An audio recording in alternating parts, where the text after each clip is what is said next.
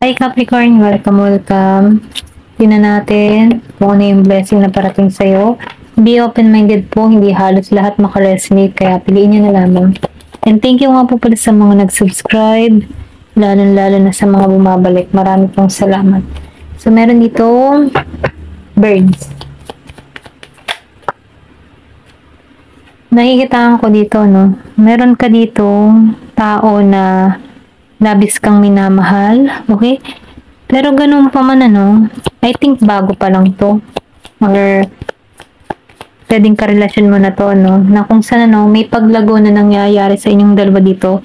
Nagiging kayong masaya, kontento sa bawat isa, yung iba sa inyo. And then nakita ko rin dito, meron ditong solid foundation para sa'yo. Nakita ko dito, yung iba sa inyo nakaranas dito ng kabigatan or disaster na naranasan. Pero nalampasan mo to. Ito rin nafe-feel ko. Pwedeng sa pera, nagkaroon ka ng problema sa pera, or pwede rin sa love life yung iba sa inyo.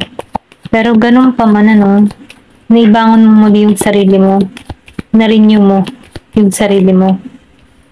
Dahil nagiging kang matagumpay. Kumbaga, ito yung nagtulak sa'yo ng pagbabago, yung experience na to. Hindi mo hinayaan yung sarili mo na malugmok sa nakaraan. So, napipil ko dito, meron ditong kasaganahan, naghihintay sa'yo, blessing, na patungo sa'yo. Then, meron din ako nakikita dito na meron ditong pagkikitang muli. So, kung meron ka naman ditong kadiling na Aries, Leo, Sagittarius, a-action to, patungo sa'yo. Ayan, ito din yung nakikita ko dito, Kumbaga itong tao nito ay hindi ka nito kayang pakawalan, okay? Kumbaga, inalis mo na to sa buhay mo, pero magbabalik to, okay? Pero ganun pa man, nandito ka sa moment na nagiging kang matagumpay, lalo na sa estado mo sa buhay, yung iba sa inyo, hindi halos lahat. Ayan. So, meron ditong key, meron ding ahas, So, nafe-feel ko dito, na meron din tukso sa buhay mo. Okay? Pwede rin na meron ditong gumulo sa relasyon nyo before, or pwede rin ngayon, nararanasan mo to, meron kang mga natuklasan dito. Nagbukas sa'yo, ang katotohanan dito. Pero ganun pa man, nafe-feel ko dito na malalampasan mo to, okay? Meron ditong Year of the Snake. Ayan. So, nakikita ko rin dito, na lahat ng mga pinaghirapan mo, ay magkakaroon na dito ng bunga. Meron ditong kasaganahan. Okay? Confirmation, sinabi ko kanina. May kasaganahan dito. Kumbaga, nafe-feel ko dito na unti-unti mo nang nare-receive yung mga blessing na to. Unti-unti mo nang nare-receive yung mga pangarap mo. Kumbaga, nagbubukas yung oportunidad sa'yo. Okay? Kung ikaw man dito ay walang trabaho, huwag ka mawalan ng pag-asa. Kasi, meron dito magbubukas na oportunidad sa'yo.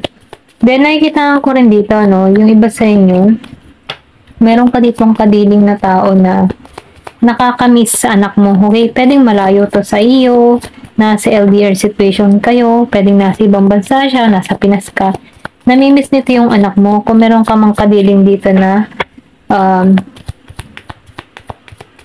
Gemini, Aquarius, and Libra. Okay? Kung meron ka mang kadiling na ganito, namimiss ng tao nito yung anak mo. Namimiss niya yung presensya ng anak mo, okay? Or kung kayo man ay yung tipo na sa LDR situation, or hiwalay kayo, namamagitan na lang sa inyong connection ng anak nyo, pero may kanya-kanya na kayong buhay. So, nakikita ko dito itong tao na to, namimiss yung anak mo. So, meron ditong moon. So, namimiss niya nga, okay? Kumbaga, andun pa rin yung emotion, caring, yung pagmamahal niya. Kumbaga, hindi nawawala yun, okay? So, nakikita ko rin dito, itong tao na ito, meron tong mga nilihim sa'yo before. Ito rin nafe-feel ko. Or pwede rin ikaw, meron kang nilihim dito. Pero ganun pa man, nakatuon pa rin to sa'yo. Kung meron ka man person ditong Scorpio, Cancer, and Pisces, nakatuon pa rin to sa'yo. Okay? Kumbaga, nakikita ko dito na nag-stalk to sa'yo. Tinitingnan nito yung upload mo sa social media. Hindi ka nito makalimutan. Nandun pa rin yung emotion ng tao nito, pero hindi niya sinasabi. Lihim to. Lihim niyang nararamdaman to. So, meron ditong some affair na nangyari sa inyo, na-disappoint ka dito, or pwede rin sabihin na meron dito hiwalay na ganap sa inyo ng tao nito. Pero ganun pa man ano, nandun pa rin yung emotion, nararamdaman ng tao nito. Hindi pa rin nawawala yung pagmamahal ng tao nito. Kung bibigyan mo ng chance ano, pwede pang magkaroon ng magandang bunga. Ayan, give me the message. Yun na po yung mensahe. Kasi nakikita ko dito, gusto nitong mabuo yung family. Kung meron kayong anak nito, kung ikaw naman isang single pa or single mother na wala ka pang karelasyon dito, gusto nitong magkaayos pa kayo. Ito lang yung nakikita ko. Kung meron ka man kadiling ditong Scorpio, Cancer, and Pisces. So, broken bridge. So, nagkaroon kayo ng problema ng tao na to. Excuse me. Hindi naging matagumpay yung connection. Ito yung dahilan, okay? Pwede rin meron ka mga natuklasan, meron ditong umahas sa tao mo, okay? So, itong tao na ito, no, nagsasuffer siya dito. Kasi napipili ko dito, pwedeng buntis ka, nabuntisan ka ng tao nito, tapos meron kang nahuli dito, pwedeng nilayo mo ang anak mo dito sa tao nito at namimiss ka nito, okay? So, pwedeng yung tipo na nakikitaan ko dito na itong tao nito, hindi niya ginusto, okay? Kasi meron ditong umahas sa kanya dito, pwedeng nasaksihan mo to, pero hindi niya intention to, okay? Pwedeng plano nitong ahas na to para mawala kayo. Pero ganun pa man ano, namimiss nito yung anak mo dito. Ayan. Ito lang nakikita ko dito. Meron kayong anak nito, namimiss niya. Pwedeng nilayo mo yung anak mo dito, hindi mo pinakita, ganyan. Namimiss ng tao nito. Meron siyang mga nilihim. Pero ganun pa man para sa ikabubuti. Okay? So, meron dito gusto maging malaya yung sitwasyon. Okay? Ito lang nakikita ko. Angel. So, spiritual guidance. So, nakikita ko rin dito, no, na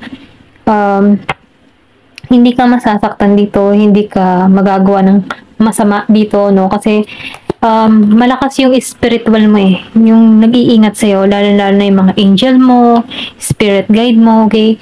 So, iniingatan ka nito, okay?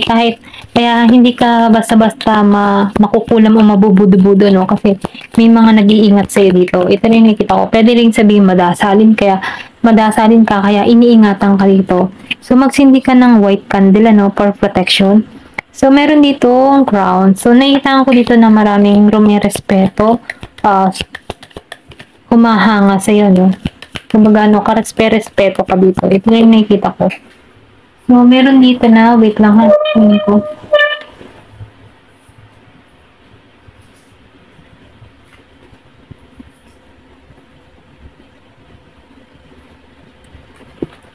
Ayan, nahulog.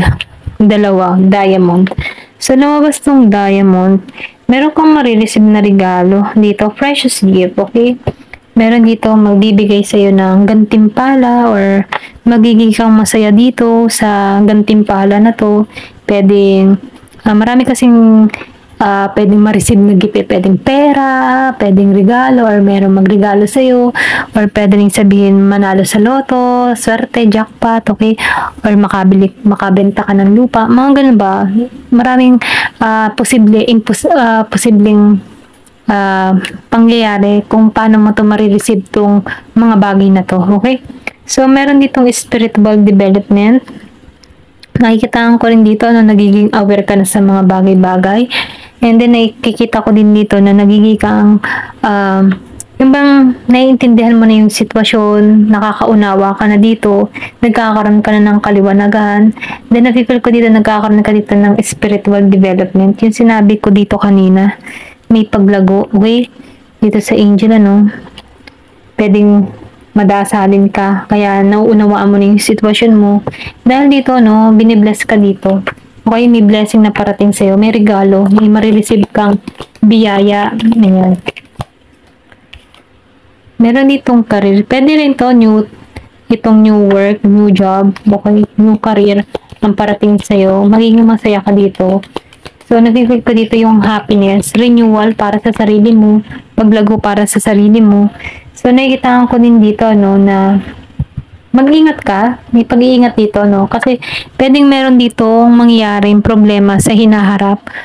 Okay? So, kung ano man yung mga ginagawa mo or pinag-iisipan mo dito, or kung meron ka mang gagawing hakbang na hindi mo pinag-iisipan, mag-isip ka mabuti kasi pwedeng magitong cause ng problema. Ayan. Ito na yung nakikita ko. Meron ditong warning para sa'yo. So, sa mga bawat desisyon na gagawin mo, pag-isipan mo muna ng 10 beses kasi pwedeng meron tong consequence or pwedeng meron tong hindi magandang resulta na maging problema near future. Ayan. Meron ditong pig. So, greedy, ano? Beware of greedy. Ayan. Huwag kang maging greedy. Meron ditong year of the pig, year of the snake. So, masama din yung sobrang greedy, ano? Kasi once na tayo greedy, ikapapahamak. For example, pwedeng warning na to sa'yo. Kung ikaw man ay nagsusugal, huwag mong ilabis na isugal lahat, okay? Kasi dahil sa paghahangad natin na mas malaking income, mas malaking kita, mas malaking resulta, pwedeng mawala. So, ito ang magiging resulta niyan in your near future, ano, pwedeng mawala. So, wag maging greedy. Ayan.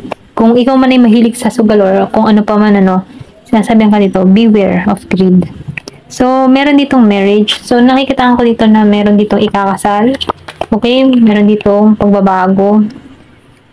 Yung iba sa inyo, ikakasal dito. Hindi halos lahat sa part na to, kasi kanya, iba-iba naman kayo ng energy. So, meron ditong ikakasal, yung iba naman sa inyo pinag-iingat, then yung iba naman sa inyo meron ma-receive na regalo, hindi halos lahat makaka-receive na regalo, yung iba lang ano, kaya piliin nyo na lamang. So yung iba naman bagong karera, bagong trabaho, ayan.